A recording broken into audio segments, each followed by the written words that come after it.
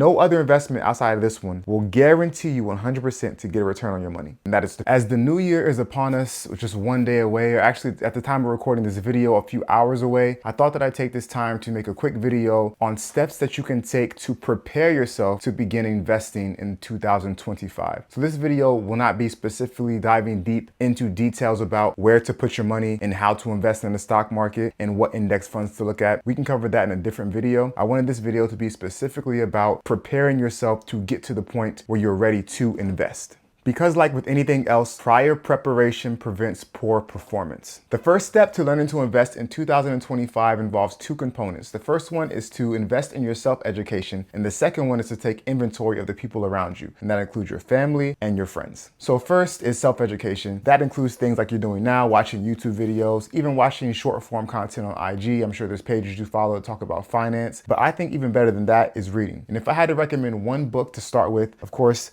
as you probably have heard other content creators mention, Rich Dad, Poor Dad. This is one of the first books I started with when I started learning about investing, and it definitely changed the way that I looked at investing. Most notably, the difference between an asset and a liability. Robert Kiyosaki breaks it down very simple. An asset is something that puts money into your pocket, and a liability is something that takes money out of your pocket. So that's what I would start with. Another honorable mention I would say is Set for Life by Scott Trench. And Scott Trench used to be, I think, the CEO or CFO of Bigger Pockets. I don't think he's there anymore, but his book Set for Life is another good read. It walks you through step by step how everyday people can set themselves up for financial success. If you're not a big reader, you can try audiobooks, or you can do what I did. I actually have an Habit app, and I track the number of pages that I read per day. And I set myself a very simple goal to attain 5 pages per day. I usually read them right before I go to sleep, and that's how I get my reading in. The second component of getting your mindset right is to take inventory of your friends and your family. As you probably heard, you are the sum total of your 5 closest friends, and that includes your family members. So if you're around a bunch of people that have limiting mindsets, or who have common think, as I call it, they do things just because that's how it's done, that's how society says it's supposed to be done, you may have to consider finding a way to distance yourself. And I know that may be hard for family members. You might have cousins who are your best friends. You might have your brother who might have a limiting mindset, or your sister or your parents. And it may be hard to cut those people out of your life, and you don't have to cut them out. You can love them from a distance, or you can spend less time around them. And when you are around them, you talk about basic things, but you want to make sure you get around people who have a bigger and broader way of thinking. Personally, I credit my friend group as the reason why I even own investments that I do today. When I was in college, I had a friend who brought the suggestion up to purchase rental properties. I had thought about doing it before that, but he was really the catalyst to get the ball rolling, and I credit him a lot for that. And there's a couple of friends that I have. As a matter of fact, in 2022, my income doubled. I won't say why just yet, but the reason that it doubled is because I have a friend who gave me advice on a move to make in my career that I took advantage of. And without him, I probably wouldn't be where I'm at now. So I have a lot of friends in my life now and that I've had in the past who have been a big piece in my success that I've had today, and vice versa. I've been a big factor into their success as well. So it's very important to get around people who think bigger and who are living the life that you want to live. If you want to be someone who's financially successful, you need to get around people who are financially successful. If you hang around a bunch of people who are broke or in debt, who have no idea where the money's going, who have no ambition, no drive, who don't like their life, let's be honest, then you're going to sink down to that level. Versus if you're around people who are about their business, they're entrepreneurial, or they're just hardworking individuals, they invest and they make smart decisions, you're more likely to be like that. And again, it can be difficult when it's family. It doesn't mean don't go to Thanksgiving dinner. It just means that you may need to spend less time with that family member or those family members, and more time with people that help you level up. And in turn, once you do level up, you can then help bring those family members up to your level. The second step that you need to take to prepare yourself to invest in 2025 is to plug the holes. And when I say plug the holes, I mean find out where your money is going. It never ceases to amaze me whenever I have money conversations with people that they have no idea where their money is going. Now, a lot of times this shows up in the forms of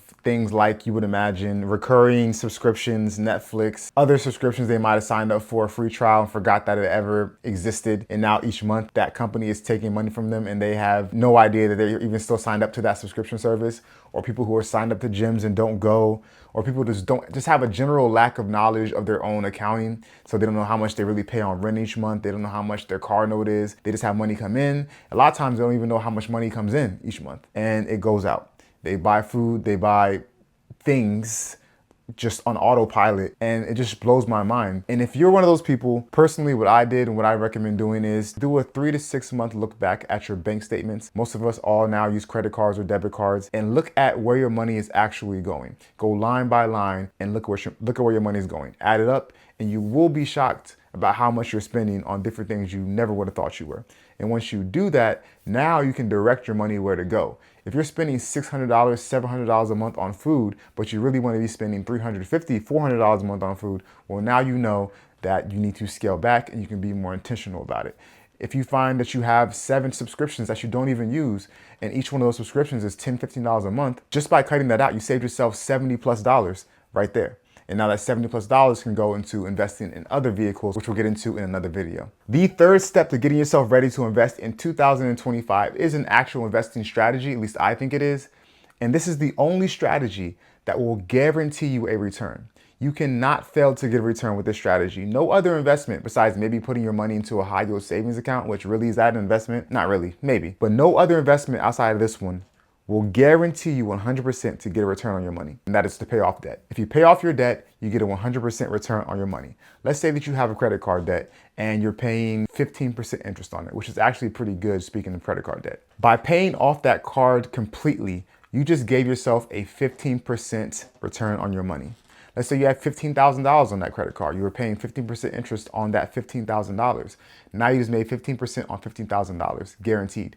If you took that same $15,000 and put it into the stock market, you're not guaranteed to get any return on that money. So I talk to people from time to time about money because that's what I do. And every now and then I'll have someone ask me, hey, I have this sum of money. I have $5,000, $10,000, $3,000, $20,000, and I don't know what to do with it. They know that I own a couple things. They know that I'm into money and finance, so they ask me for my advice. And whenever they ask me what they should do with the lump sum of money that they have, I always ask the same question. First, I ask them, do you have any debt?